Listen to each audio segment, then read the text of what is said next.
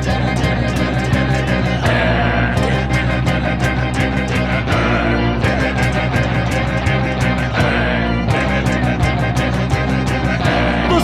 not a party's a man who fights crime, and we're gonna watch him fight for a minute at a time with John and Niall and a guest who doesn't rhyme. It's Bat Minute!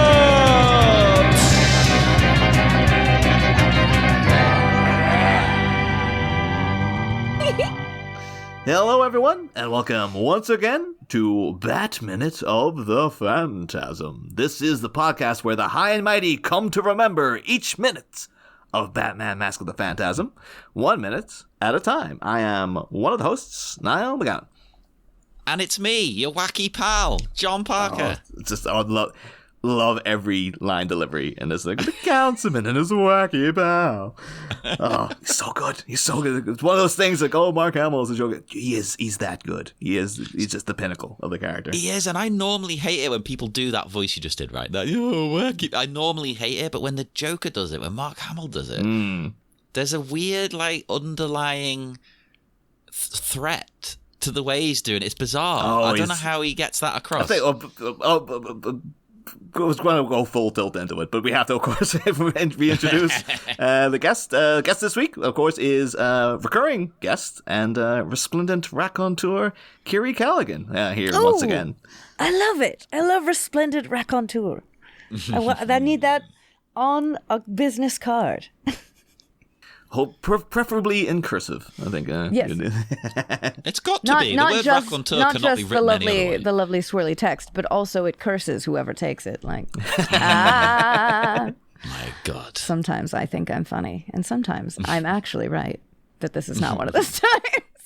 It is. But yeah, we were here today to talk specifically about a minute 54, which opens with a politician running from office, and it ends a minute later with a deadly game of Guess Who. And so yeah, we come back in here on this the grimacing grin of the Joker, which is one gonna ask, like, what the hell's going on with the light bulbs out in the hall there? Because this big, insanely bright backlighting is just going on. I thought it was a lightning strike initially. It's like, no, it's just there the whole time. Like, Arthur Reeves' secretary is blind or something, I guess. He just needs as much light as possible. Terrifying fluorescence, just all the I do bulbs. find offices tend to have very harsh lights. Yeah, They do, but not so much that, like... It almost seems like that's the light, like the light from the door is the only thing illuminating this guy's office. Yeah. Well, he hasn't got any lights on in there. Yeah. I mean, that's how we save money. It's saving the taxpayer money. Smart. Well, the thing that no politician would be that honest, though. Be like, yes, I'll do it myself. It's like, no, he would have like 50 lamps in the room, burning bright all the time, and then tell everybody else that they've got to turn off their lamps. That's the way it usually works. That's what I'd picture. Odd. Oh. It makes me laugh how he sort of basically just goes, oh crap, it's the Joker, and starts to run away. Yeah. Where are you gonna go? Yeah. Jump out the window? Like, what's he gonna do? Is that like his private bathroom he's got in there or something? He's going to sit Panic bathroom. Yeah, because he's like, sit in the toilet until the Joker goes away. You're like, no, I'm not coming out. Oh, please, come on. Yes, this is what I choose to believe. I am also confused by Arthur Reeves' office.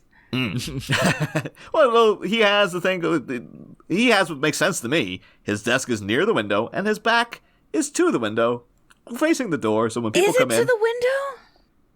To the window, to the wall. What's that? No, he's facing away from the window. He's looking at the door. So that's the way it works, right? This thing where the Joker sits down later on. When he sits down, though, there's all that. There's like the way the lighting is hitting. I was trying to figure out if that was the case. I almost think, because the way that the light is hitting the back of the Joker's neck makes me think it's that big open door. So I'm like, is his back also to the door? What is happening? Maybe that's why Gotham's so mixed up. It's like, nobody knows how to arrange their desks in this damn place. There should be a villain called the Feng Shui, and all that they do is just rearrange people's houses in the night. And just makes everyone feel a bit uneasy. They're just like... aesthetically pleasing, but they're all like, but how? Yeah. Or if they have a perfectly laid out decor, they come in, they're like, nah, something's off. The people of Gotham just can't do it. They're like, no, it's too nice, can't. Wasn't that a thing in like... I think that it might have been like The Office or something, where like one of Jim's pranks on Dwight was that he would just like slightly move things at his desk over a period of time. I'm sure I people remember do that to exact me. one where he moved it like I think a quarter of an inch every time he got up to go to the bathroom, so that by the time like by the end of the day he was like by the water cooler. It's actually genius, that one. Oh man. I love that show. If you guys ever want to do an Office minute, no, I'm kidding. That would take forever and a day. We'd be here for about 30 years.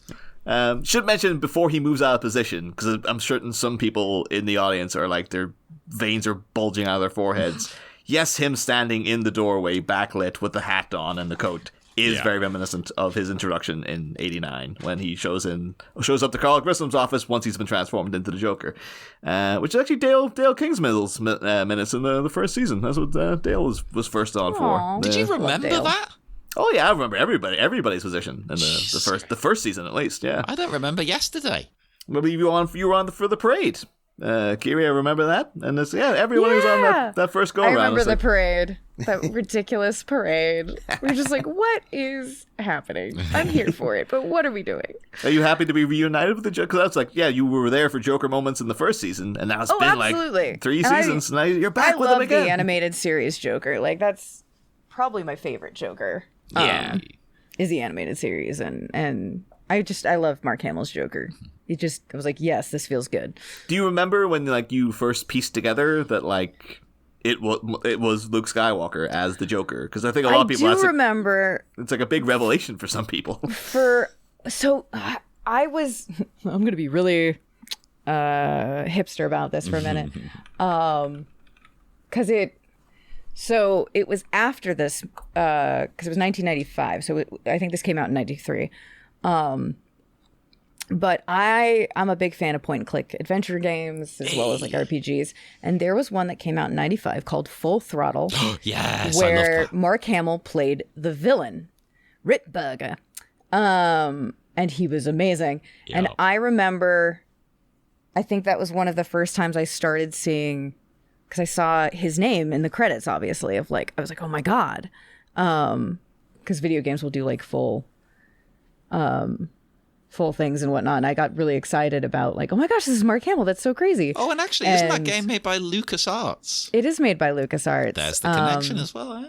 And I also remember sometime around that time was Wing Commander 4, which we really loved, which he was also in. Yeah. So I was weirdly aware of his post Star Wars career. And most of the world was just like, yes, Mark Hamill did nothing between 1983 and being the Joker. And Kiri's like, I saw all the stuff he was doing the whole time. I remember. It was so funny because I remember at one point, like some kid was talking about like, oh, well, Luke Skywalker's not even around anymore. And I'm like, yes, he is. He's doing voice work. Like, Yeah. and just being such a champion for that because I've been listening to a lot of interviews with him, recently for obvious reasons. And one of the things is that he actually, before playing the Joker, he played the Trickster in the live-action Flash show from the early 90s. John Wesley Shipp and all that. And people, oh my gosh, that's amazing. And it's weird watching, because we actually touched on it in previous seasons, where one of the episodes, he has a girlfriend who's she's exactly like Harley Quinn. And it's before Harley Quinn's even created. And it's like, she's just an ardent fan of the Trickster and will do everything. And he's horrifically abusive to her. But she's still just like, oh, the Trickster, I love him so much. She's also played by the lady who was Zed's girlfriend in Police Academy 4, for people who want to know and who know Police Academy 4. But apparently Mark Hamill has been quick to stress that, like, no, him being brought on the Joker had nothing to do with the Trickster. He's like, no, the live-action TV people don't look at the animation department, and the animation people don't look at the live-action thing.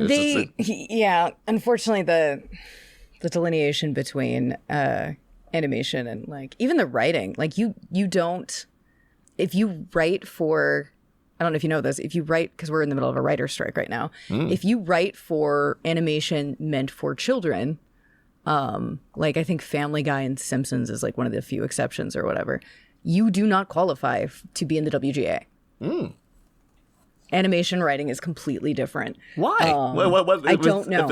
That's insane. Know. It's like it's all the same medium, isn't it? Like, same with video game writing. Like you can write a bunch of video games. You do not qualify for the WGA. Yeah, it's a weird little nuances where I'm just like, I don't know. Yeah. It's odd. We have stuff to figure out. Like, yes, I want like us with like I want the WGA to get what they deserve from like the bigwigs and whatnot. Then after that, I think we need to talk about some other issues that we have within our own house. I say that like I'm part of it, and I'm not, because I don't qualify either. Anyway, it's fine.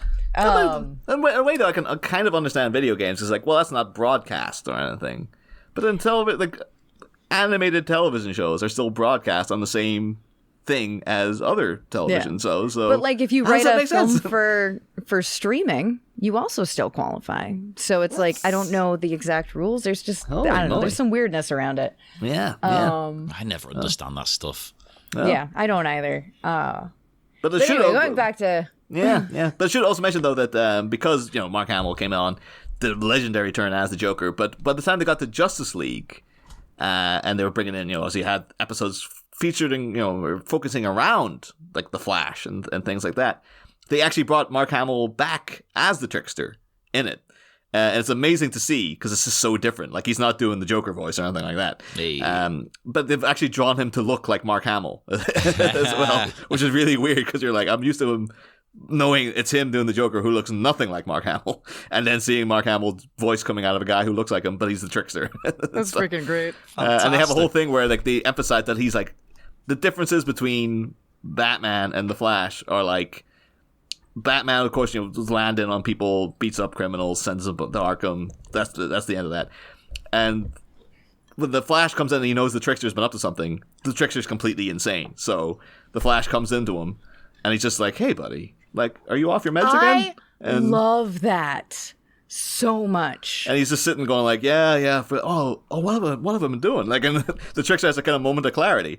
And then on the way out, like Batman's standing watching this, and the Flash is like, okay, so you're going to turn yourself in, though, right? It's like, you got me again, Flash. I know exactly what arc you're talking about, and that is one of my favorite superhero moments. Even though I'm not a big Flash fan, like I'm just like forever that was burned in my mind of like, this is amazing. Yeah. And it's just one of those big things of like differences between characters. It's just that like Batman would just go in and be like, now talk and stuff like that. And then the Flash is just like, no, I'm just going to talk to him like a person. If I need to fight him, I will. But I'm going to approach him like he's a human being. And then just be like, all right. A last resort. I love his just little, you got me again, Flash. It just seems so charmed by it. Like, aw. But yeah, so Mark Hamill, despite the fact he seems to be doing the Joker voice a lot recently, in other roles that aren't the Joker, he does have versatility. He's it might be also what people are asking for. Yes, to be honest, that's true. Yeah, they want you to know who it is. Yeah, it's like don't disguise your voice. Highlight it. Well, okay, fine. I was trying to come up with something cool for you. But I'll ask though, like Kiri as well, because you are one of the few guests we've had on who has done both, like acting work on stage, screen, and voice work. Like, would you be able to like point out any major differences that that are like, well, when you approach a voice role, it's a completely different entity than you would to like being on camera. Like, is there any major difference that like people wouldn't know about, or? Well, I feel like a lot of celebrities who aren't voice actors don't know it. It's interesting when you realize how much, like, you could be a fantastic, and this is a problem I have with a lot of animated films that rely heavily on celebrities rather than voice actors, is the amount of emoting in your voice. You think it's so much more than it is until you hear it played back. Because your facial expression and like micro expressions are not a thing. You don't have that. That's up to the animators or whatnot. But you might think like, oh, I feel like I'm being very expressive with this, and then you hear it played back with nothing else, and you're like, oh God, was I that monotone? Like, It's a very old film, but one thing that drives me frickin' nuts that comes to mind was, do you remember the old Sinbad animated film with like Brad Pitt and... Oh, no, I don't think I ever saw that. Yeah, it... Probably for the best. we recently rewatched it, and I was like going, oh man, this had such potential. Michelle Pfeiffer plays Eris, and she's quite lovely actually. But just Brad, it's just like, it's this thing of like, you're not acting your way through this, and it just feels like you're just going through the lines and not really living in each moment, and how much you kind of have to push past what you even think is supposed to be. I'd even say even more so than on stage, because you're not playing to the back row. You're trying to paint a picture with just your voice. And it's weird. Yeah. But I love it. When I get an opportunity to actually like perform with that, I freaking love it. I love voice acting. I think I might be like, sort of extrapolating something else in there last week, or in because it's Friday's episode, Monday's episode was with someone else. I was trying to get that clear in my mind. But yeah, saying like when Bruce is considering giving up being Batman, it's like the only time we've seen him do it in films where I kind of felt like it might actually happen, and it might be from the actual voice performance of Kevin Conroy over Val Kilmer walking around going, "Batman is no more," and pressing buttons. My God, yes. He's way in the distance about it. Like when Conroy's doing like probably like, maybe then. Like there's such a he's bringing such a richness to the performance, because I guess he has to emphasize the one tool that he's got. Usually, at least in if you're not dubbing something, the animation hasn't happened yet. So you are like the first direction like of how that scene is going to go, because the animators hopefully will match your energy, or at least you'll give them a place where they can rise to meet you. Yeah. So Kevin Conroy probably was that first vestige of like, this is the groundwork I'm laying for this scene. Yeah. And then the animators are going to help bring that more to life. But it is like, if he had just gone in there and just kind of been like, well, maybe after this is over, like, I can't even, I don't know. Rather than having like, he's got some tightness in his voice. Like he almost, I realize like we're talking almost about minute 53 almost, or maybe the one before that. Hello, cat. But it's a different, I love what Kevin Conroy does with his voice, and like the little subtleties between not just Batman, but like Bruce Wayne the Playboy, and then Bruce Wayne with Alfred, and the different cadences he'll take. And it's just, may he rest in peace. So freaking great. I wonder if then, like, you're saying the animators try and match the energy or come to meet you kind of thing. I wonder if it's another case of then the voice actor watches the finished thing. It's like, they didn't get me at all. That's not what I was going for. God damn it. Yeah. I mean, I'm sure. Yeah. You got... Well, but it's such a collaboration. Like, film always is a collaboration, but I feel like with animation, you're relying so much on the animators and the editors to really bring that performance to life. But also, if you don't give them enough material, there's only so much they can do. There must be examples of people in interviews saying like, "No, I wasn't happy when I saw the finished animation because that wasn't what the energy I was trying to go for," or whatever. Yeah. But Yeah. But though within the minute, we do have, of course, Yes. Arthur. So sorry. Arthur's trying to boot it out of there, and the Joker, of course, stops him dead in his tracks with his. I guess it's a fair point though, because he, a politician always having to look out for his image. So then to say like, oh, call in with the press, why don't you? What a photo of the councilman in his wacky bow. It's like, you could be in one hand, like, what all Arthur has to say is like, the Joker showed up to kill me. But there will always be people going, why was the Joker in your office? Why did he come to see you in particular? Also, what door is he coming through? That's true. Because I'm realizing the door that Arthur's running towards is a double door, which makes it seem like that's the entrance to his office, which means I think maybe then Arthur's desk is like sideways to the door. And the That's Joker's been possible. hiding out in his private bathroom for like I hours. maybe. I don't know. What is that door? The Joker, he had a lot of chili last night. It also, I'm just like, I don't understand what's going on. What is the layout of this office? I also like that if you pause it at like 7 seconds, you can see there's like, it reminds me like the top of a castle almost. Like what is the decoration here is just fascinating, and I love it. It makes no sense in the best way. You don't want it to make sense. Yeah. It's Gotham. Yeah. I mean, for all of those purposes, the Joker could have just materialized a door out of nowhere. Like, he's just like, yeah, I choose to believe that. He drew it with a crayon.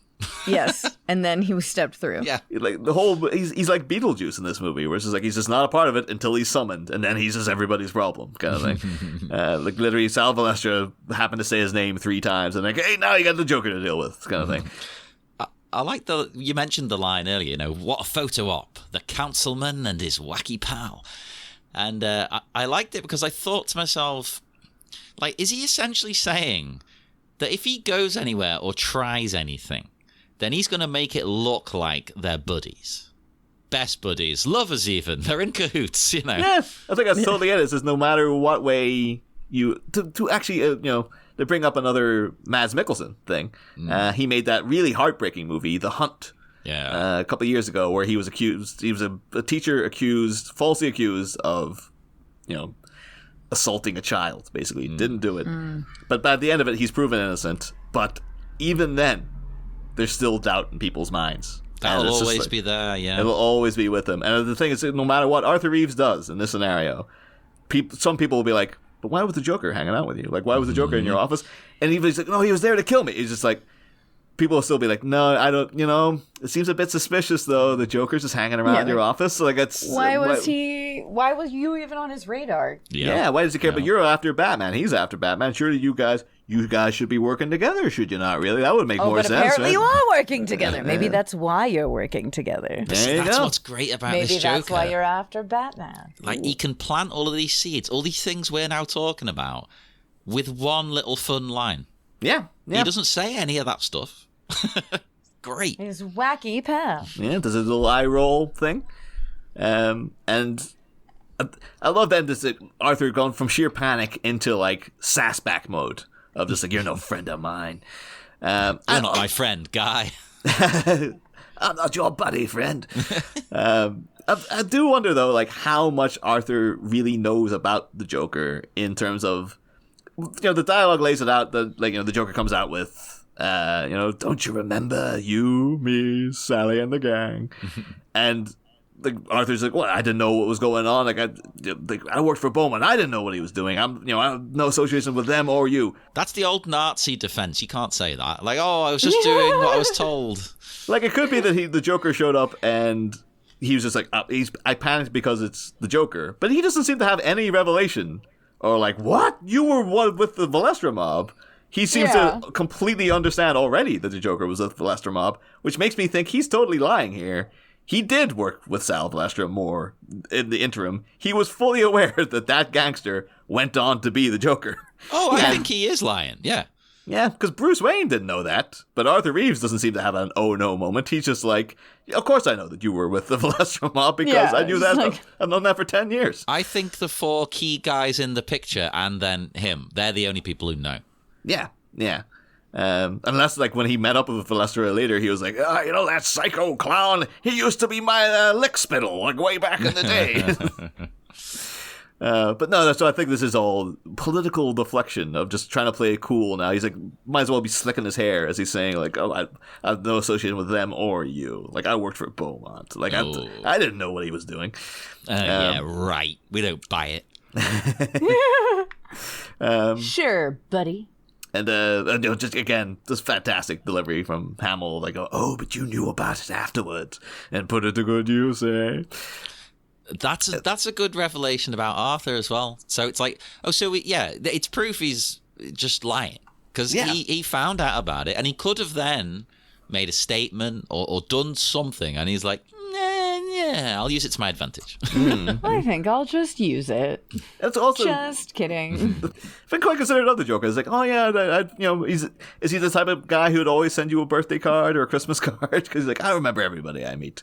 I haven't seen this random secretary guy in 10 years, but I remember that he was Carl Beaumont's. I want to believe that if he was not a crazy, like, evil serial killer, whatnot, he'd be the person who literally always remembers your birthday.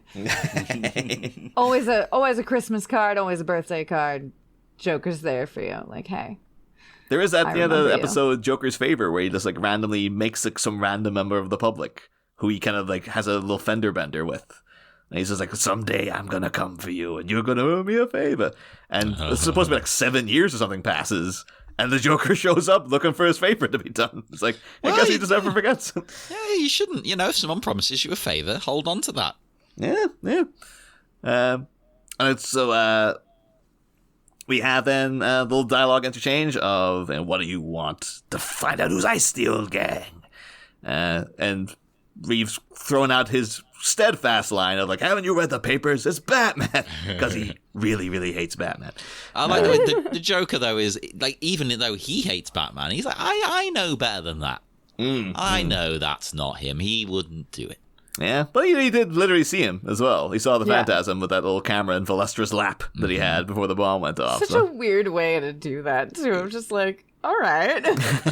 It's a very Joker way of doing it. No normal human being Just would come gonna up put with this camera in this dead guy's lap, and then it'll be like, smile, die. I love it. Should also note, too, because we never really... this movie never really touches on why Arthur Reeves hates Batman so much in the film. It's just beyond it being like... It's a way to get into power, because I guess he's just preying on the people who hate Batman already. I'll get on their side. They'll vote for me. But in the comics, it's a really bizarre reason that, like, I think sets off Arthur Reeves' hatred of Batman, because Arthur Reeves appeared in like the 70s. He's a Denny O'Neil character. I didn't know that. Looks completely different. He's like a very, skinny, gaunt-looking guy, glasses, like a flop of hair on top of him, floppy brown hair, and he shows up in Detective Comics 399 in the story Death Comes to a Small Locked Door. And the beginning of that story, Batman is volunteering his time at the police academy to show people how to, like, fight properly. And they've got, like, a martial artist guy in called Khan, like, proper spelled like Wrath of Khan, that kind of level. Oh, right. Okay. And Batman, like, is fighting this guy, showing him how to, do a sort of exhibition judo thing. And all of a sudden, Khan takes out a knuckle duster when he's losing, and Batman's like, "Holy Christ, I better take this guy down!" And it's like, throws him a haymaker, knocks him out cold. And the rest of the story is all about Khan trying to get vengeance on Batman for humiliating him, basically. But while he's there, Batman's just like, "Yeah, sometimes the cruder fighting methods are the ones that are most effective." And Arthur Reeves, for the first time, appears and he's like, "I'll say it's crude. That's unacceptable. You can't do things like that, Batman." And then, "Who are you? Why are you running out of a mask? How can we trust you? You're like an absolute menace. You're someone who goes around wearing a mask. I don't trust them." And Gordon introduces him like, "Oh, he's like the mayor's, the head of something or other. Like he's just like a lowly level politician at this point." He just hates masks. And Batman He says, just hates math. and then Batman says to him, like, "You hate masquerades. You hate people pretending to be something they're not and hiding things from people." And Arthur Reeves is just like, "Yes, I do." And then Batman just yanks the wig off Arthur Reeves' head in front of everybody. Oh. Drops it into his hand and is just like, "It was nice meeting you, Mr. Reeves," and then just jumps out the window. And it's like, and from that moment on, Arthur Reeves despised Batman. And I was like, I was not expecting that to be the origin of the hatred, but That is amazing and silly. Like, that's all right. I'll, of course, post the panel in the listener's cave, but it's exactly what it sounds like. It's full on Batman yanking a wig off a guy's head and going, Love it. just Audi 5000 out the window. Goodbye. See you later. I also imagine the pandemic would have just finished that guy off if he hates masks. Jesus. Right? Just can't do masks. Can't do them. Won't do them. Oh no, it'd be one of those people going, "I refuse." It's like, "Well, have you got a medical?" "No, I don't. I just don't like them." And it's got beef. And I'm going to make my problems your problems. Because, the Joker then has his, wrong, it ain't the bat. Oh, I love that he's just got that, like, buzzer in his... He doesn't even prep it. He's just got it. Yeah, it's there. He knows that Arthur Reeves will say something wrong, and he's delighted that he has a chance to just use a buzzer. I wonder if it's a multi-purpose buzzer, though. Like, is that also, if you put it on a different setting, that's also the joy buzzer he uses to, like, turn people into, like, electrified skeletons. That's exactly what I've written as a note. I've put, imagine if he'd put the wrong buzzer on and he, like, electrocuted someone or shot poison gas. Oops. or Preston himself is like, ah, Jesus, I just gave myself a shot. How does he distribute the Joker venom? It's featured twice in here, and I'm not actually sure. There's a moment if you look at his silhouette in the next minute, or it might be 2 minutes from now, but when the shadow is over Arthur Reeves, if you're actually looking at them struggling, at one point you see the Joker's arm kind of violently thrusting forward, as if it's like he's got like a syringe or something that he's like injecting into his abdomen. But beyond that, I always assumed it would be through like the boutonniere, maybe, or maybe, I don't know. I'm just realizing, I'm like, I don't actually know how this goes. Yeah, but we see later on the boutonniere has the acid in it, so yeah, I'd like to think that maybe he's just like biting people. Joker venom. I don't know. This Joker venom deploy. That'd be amazing. Why has that never been a thing? Plot twist. But we also know too that, like, again in the show, we know he's a full-on kind of card shark in that Almost Got Him episode where he's got like loads of cards up his sleeves and stuff while playing cards. He's a full-on cheater. So the idea that he wouldn't have the buzzer in his hand and then would be quickly able to get it on his hand, and a little sleight of hand movement is totally in character for the Joker, you know. But also it just works if you don't consider it that way.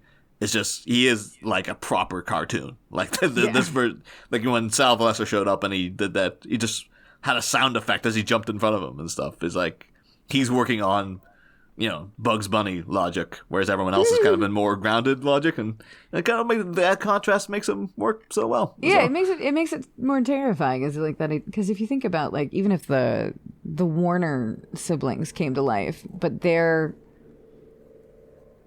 can't remember who it was. I think it was a friend of mine who was talking about this, of like, just imagine if everything else had real world logic, but they're going on their logic. They would just be the most murderous, terrifying things. And I'm like, you're not wrong. No, just the idea of like, you still have to follow Earth rules, but they're only following their cartoon rules. And it's like, oh, I think that's kind of like the idea behind Gremlins. Because you know, Joe Dante's so entranced by, like, the old Warner Brother cartoons. That's just like, hey, what if, like, you know, those things were just out running around and doing wacky stuff? They'd probably kill people while they're doing it, while in the middle of it, you know? La la la and death. Yeah. But speaking of death, though. Great segue. Because the Joker then says, you know, wrong, it ain't the bat. Nope, nope, nope, I've seen the guy. He looks more like the ghost of Christmas future. Nowhere near as cute as Batsy. Oh, I always love it when the Joker's a little bit flirty when talking about Batman. You know? Oh, yeah. Oh, I think, yeah. They have him seem to be, like, aggressively hetero in this show sometimes with his relationship with Harley. But I think the Joker, by and large, is a fluid character. Plus, even if he's not, I mean, you know he does it to get under people's skin. Oh, totally. Yeah, like he knows Batman isn't going to appreciate it, so he's like, oh, well, you know. Maybe that's why they don't lean into it too much in the show, though. Maybe they don't want to, you know, maybe they want to avoid sort of using queerness as a negative trait, you know, with the villain character. You know, like, because that was a cliche a lot of the time. I mean, even it was a way to get around the Hays Code. Yeah, like Silence of the Lambs still, like, people love it, but they still go, yeah, but you know, the villain is this, like. Well, there's even that thing in Fast 10. Like, Jason Momoa is great in that movie, but the one thing is like.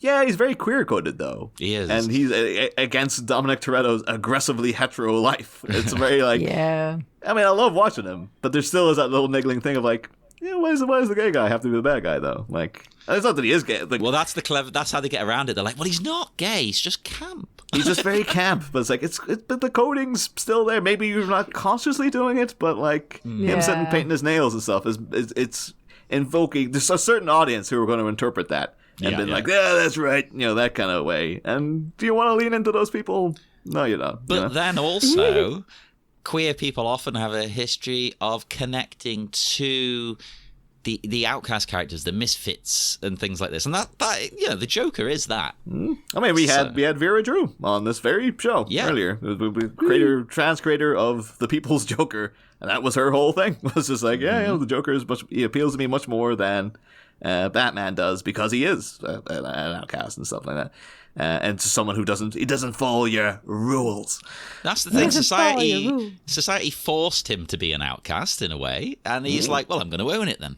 Yeah, totally. But yeah, mentioned, of course, then the Ghost of Christmas Future.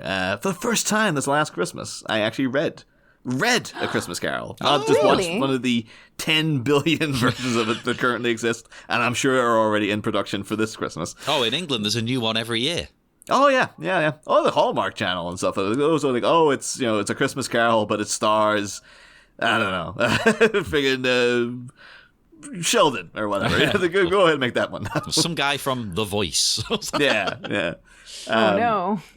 But it's such a weird read though, because now it's like you embellish it in your mind with much more material that's actually on the page. You've seen so many versions of it. And more Muppets. Yeah, you're just imagining all these things that aren't actually mentioned because you know that's the iconography. It's not in the original text, kind of thing. All the Muppets. Yeah. Oh, totally. It was. Because I always like to picture certain actors playing certain roles when I'm reading the book. It's just a thing I always do. So in my mind, when I'm reading the first few pages of a book, I'll always like cast it.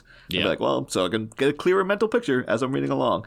And it was impossible to get Michael Caine out of there.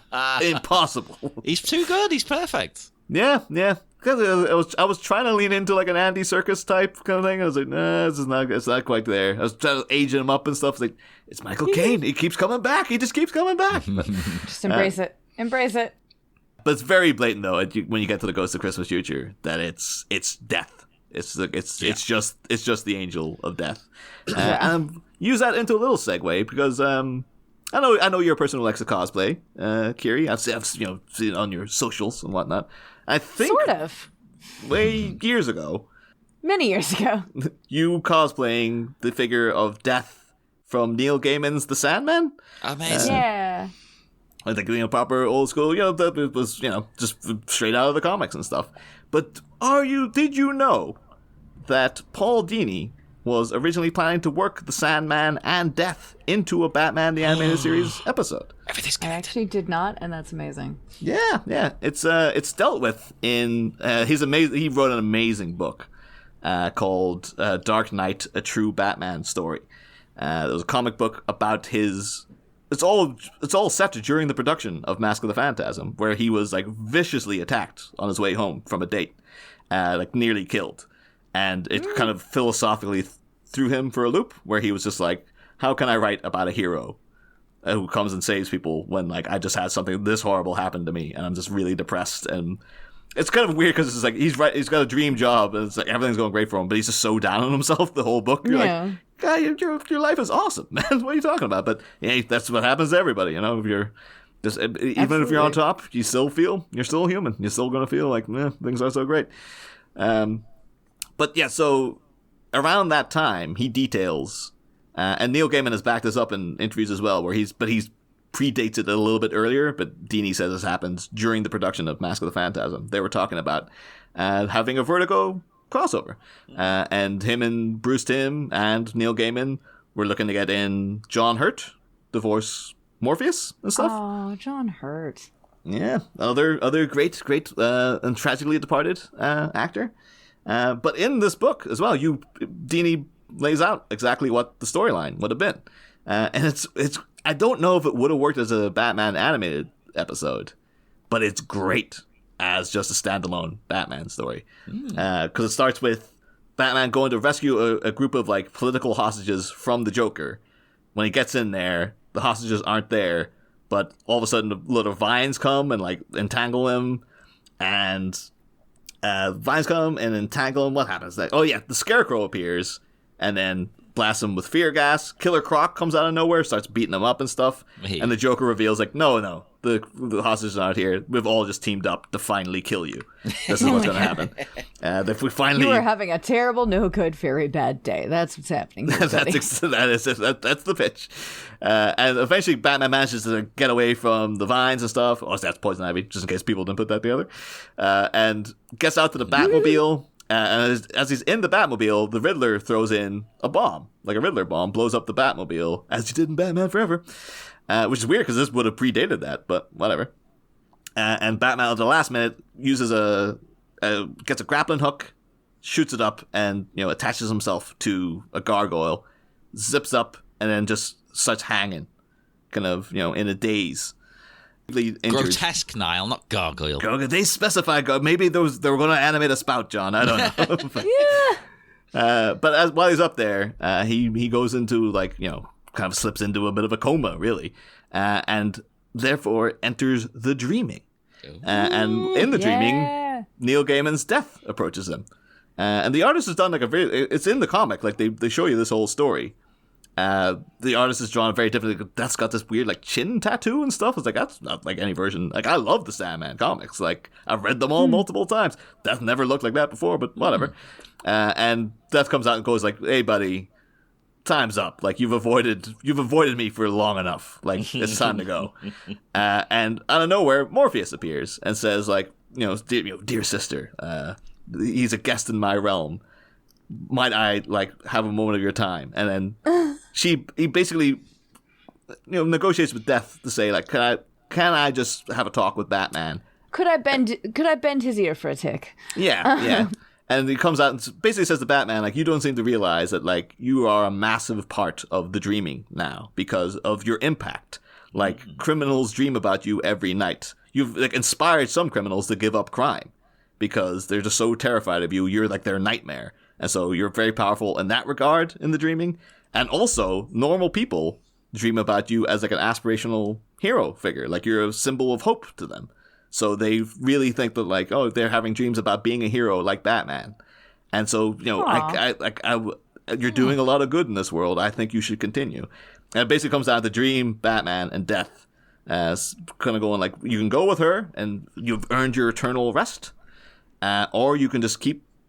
I can awake you, and you can go on doing what you're doing. Oh, that's a cool dilemma for him. Yeah. And Batman's saying this, he's instantly I'm going to go back because I have to keep going because that's what Batman does. It's the vow. He has to keep going. That was the guts of the story. And apparently Paul Dini popped this in, and Alan Burnett turned it down because he said it was, quote, too metaphysical, lacked action, and the name Death wouldn't get past the censors. What? Which is why, again, Teen Titans, they couldn't call Deathstroke. They always had to refer to him as Slade. Because the word death couldn't be there. Thank God they didn't just call him Stroke. His name is Stroke. Stroke what? Daddy. He touch you and you have a stroke or something? Oh, it's much worse than that.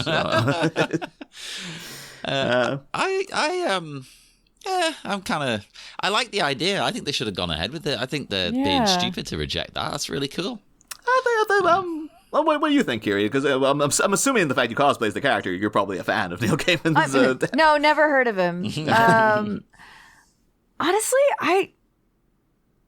that's one of the... I feel like that's one of the fandoms that I am super down for a bunch of crossover of, just because you've got that idea of the different realms and that to me wouldn't feel too out of the box, because I feel like Sandman has a somewhat similar vibe, at least to the noir, just remembering how the art alone was. I would have really liked to see that, actually. That would have been a lovely moment. And I'm also...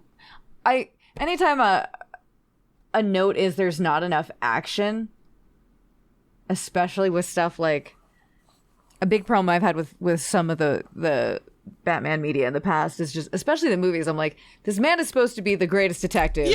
Yeah.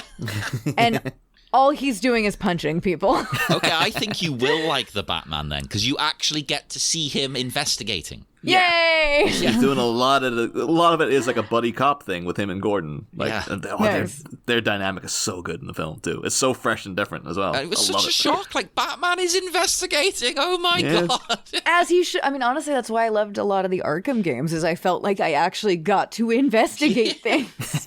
I'm thank God. Where is the? Because I loved how much that factored into the animated series, although I do feel like we're kind of lacking a little bit of that investigate. It feels a little flimsy in this film, to be honest, the investigation. Tell me if I'm wrong. I don't know if they ever fully closed the loop on the substance that he keeps finding at the two crime scenes. Oh, we friend of the show and guest Claire York sussed it out. Apparently, it's part of the Phantasm's padding. It's the suit that Andrea is wearing. Because, Claire really got into it. She's like, it specifies that it's a polymer. And she looked up all the stuff he says. And it's like, it's basically it would be part of like a bulletproof vest. So that's why we always assumed it was the gas. But she's like, no, it's obviously bits of the suit are coming off when Andrea gets shot and stuff. Fine. But the movie never really goes into that. Like, you never...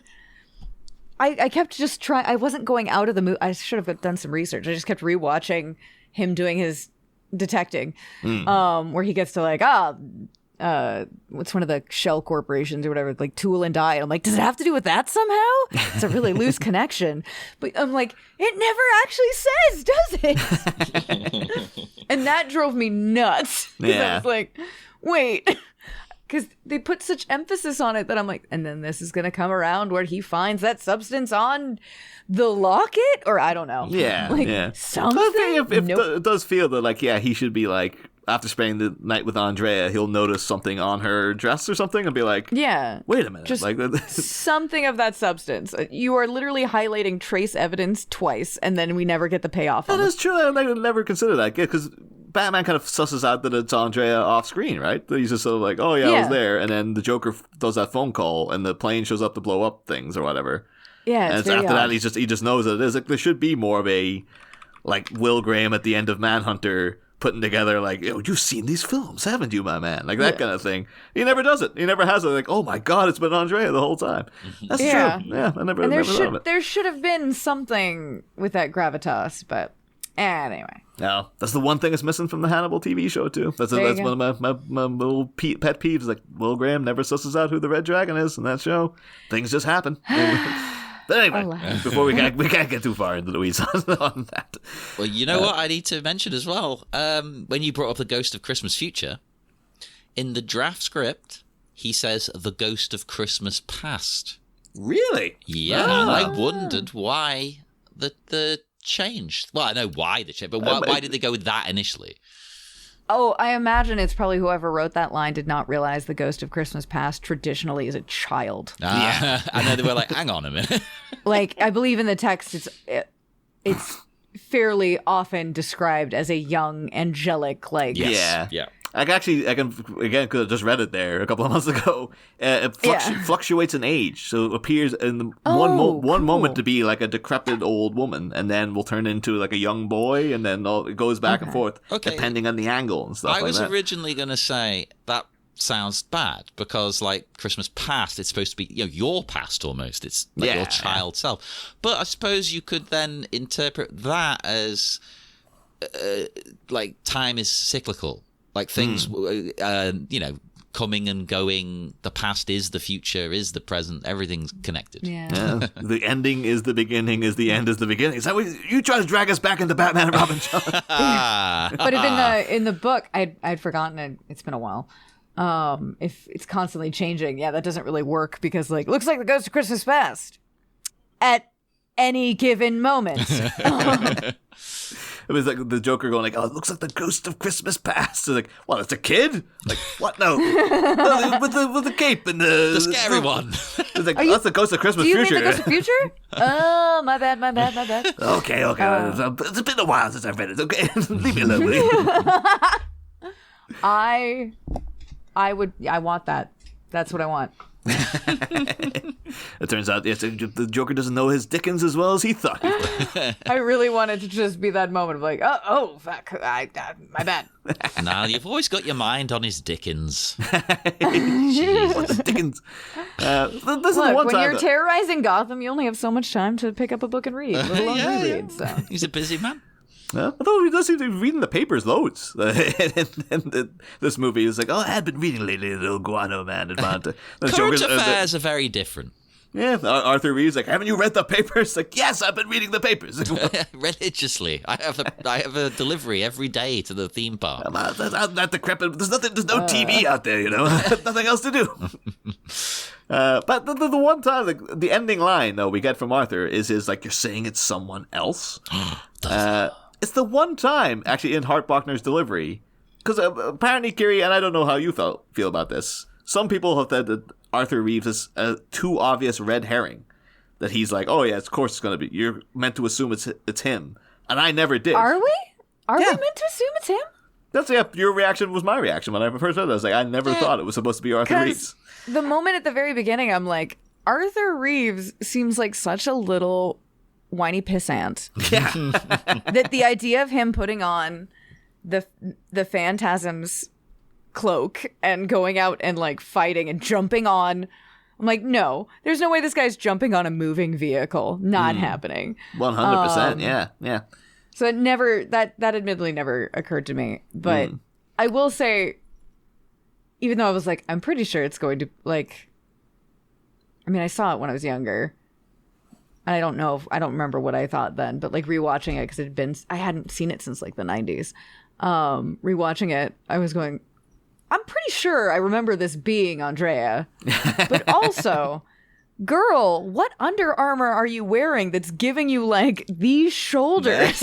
It's amazing. How are you this tall? Like later on when she takes off the cloak, I love that they like do I'm going to call it the TikTok transition, where like the cloak covers the entire camera and then you see her again. And I'm like, because you don't want people going, wait, where, like, you don't want to try and animate suddenly your shoulders are lithe and feminine. And like, No, she's beautiful. you're suddenly much shorter. Like, what is, how? Anyway.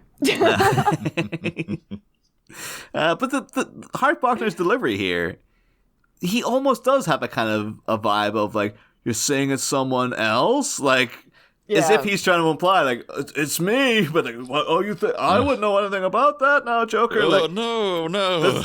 I've never thought of it watching the movie like beginning to end. I've never got that vibe before, but just now watching it minute by minute, I'm like, oh, you could interpret it as him being a bit like, oh, well, now I've somebody else. So who else could it be? Definitely not me. Well, yeah. I have never seen them in my life. But yeah, so if that's what Hart Bochner was going for there, fair play. Never picked on it before, but it's there now, I suppose. And yeah, that's my last note for minute 54 in particular. Same here. One thing we do this season, Kiri, is ask the guests, because BTAS was such a seminal cartoon for so many people growing up. Yeah. We're asking the guests what their other favorite cartoons were back in the day. Oh, man.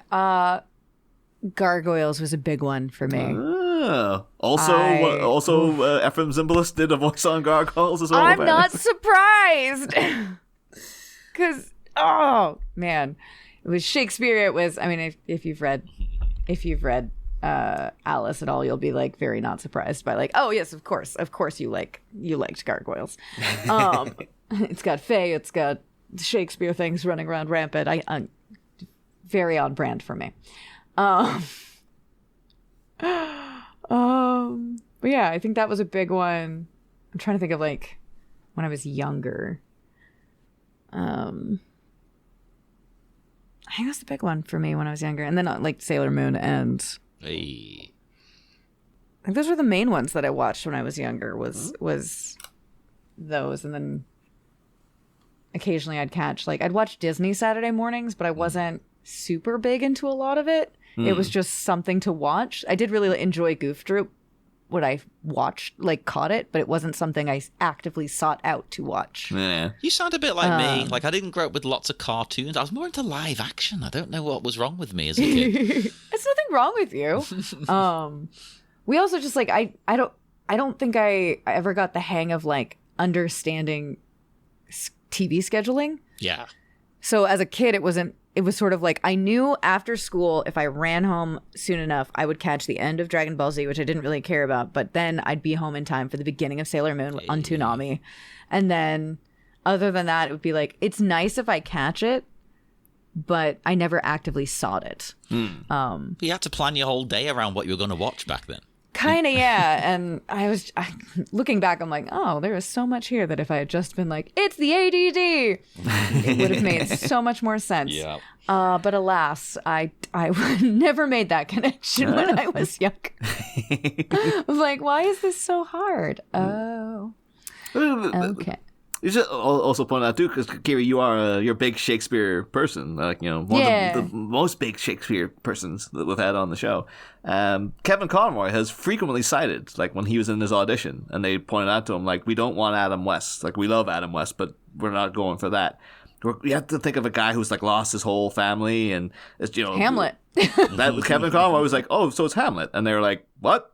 Oh yeah, sure. Yeah. Honestly, like the way he plays and the way that they present it, and I think that's again why it's so important that you believe that Bruce, even if it's not actually true, Bruce believes in that moment that he might give up Batman for Andrea. Because otherwise you don't have the tragedy. Like that's the moment of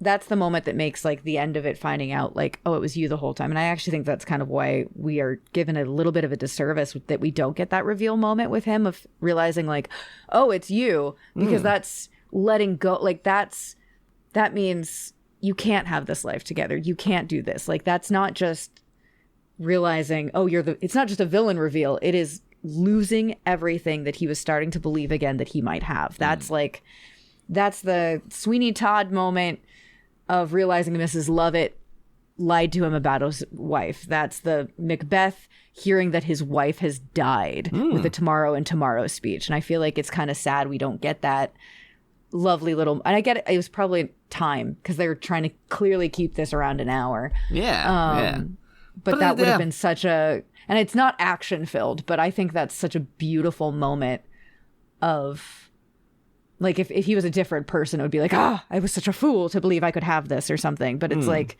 that's the moment realizing, no, I can't have that life with you. Yeah. Actually, it's bizarre that, like, it's never occurred to me the whole time loving this movie so much that now you presented it so plainly. It's like, yeah, it's crazy they don't have the scene of him being like, oh, it's Andrea. Like, I mean, maybe if they made it now, they would. Absolutely. But this was absolutely made for, I mean, this movie was made for, they're still going, oh, it's a kid's cartoon. Like it has adult things in it, but like it goes back to it's not enough action. It's not action based. We got to keep it moving. Yeah. Whereas like if you were making this movie for an older audience, I think kids would still get, I feel like we underestimate kids' emotional maturity so often. And like when we create media and whatnot. But yeah, I think that kind of brings that beautiful tragedy really to light, and like, and that's why, and further hits home, other than my parents died and I made them a promise.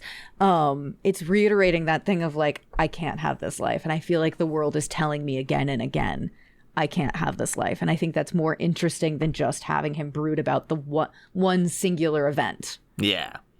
Right. Well, the next time you see Paul Dini, Kiri, you tell him from me. You gotta put that scene in, man. Paul, clearly you have control over this. Yeah. And he'll be like, what? He won't even remember. What are you talking about? I'm like, I don't know. You do that thing in The Simpsons and like drive past his house and like throw a brick at his door. And it just Paul's in there like, did you hear something? I don't know. No. Paul, if for some reason you ever hear this, no. No. I'm so sorry. Wait, I'll never Paul, throw we anything know at you're your door. listening. But that was great, Kiri. Thanks again. You're always a Thank pleasure you. to have on. And It's always a delight, and I'm glad we were able to make this work schedule-wise. I know it was a bit crazy for a little bit, so I thank you so much for working with me. no problem at all. Oh, thank you, yes. And before we head off into the dark night, would you like to tell people where to find you online or promote any work you have? You can find me pretty easily online under the name Kiri Callaghan. All my socials are there. I'm on Twitch. I'm on TikTok. If that is your jam, I have unexpectedly blown up more than I thought I was going to over there, which is great. Right now, I don't have any new books out. I'm currently in the middle of a submission for a series I'm really excited about. So if you could just like send good energy out into the world, because I've got like 11 more editors I'm waiting to hear back on, and I want one of them. More than one, preferably, but I want one to say yes. They enthusiastically requested the manuscript. I would like that enthusiasm to persevere and to get, an offer, because that'd be great. Yeah. So that's where I'm at. You can just find me doing random stuff on the internet under Kiri Callaghan. Pretty easy to find. Excellent. Well, check it out, everybody, and come and speak to us on Facebook at the Bat-Minute Listeners Cave, Twitter at Bat-Minute, Instagram is The Bat-Minute, and why don't you go to our network, Sleepy Charlie Media, on Patreon and TeePublic to get loads of extra wonderful bonus stuff and look super cool and fashionable in your t-shirt that Niall designed. And you look really sexy and everyone will think you're amazing. Only the cool kids wear them. Anyone not wearing one is basically just not allowed in the club. You're barred. It's so exclusive. We can't even tell you how low the numbers are. It's that. Like, you'll feel left out. Exclusive. That's the word to use now. It's exclusive. Exclusive. So get your wonderful exclusive merchandise and join us again next week for Minute 55, a new guest, and exclusive content. See you then, Batmites. Next time, episode 55, Attack of the Phones. The resistably rising Arturo's political plans hit a snag due to a coup by the malignant Generalissimo of Gags. But as a rancorous joker preps a red herring to be deboned, could a councilman's lifeline call in on the phone? Does that sound right? Why am I weird on that? We'll put you on hold till next time, Dark Knight devotees. Same Bat Pod, different Bat Minute.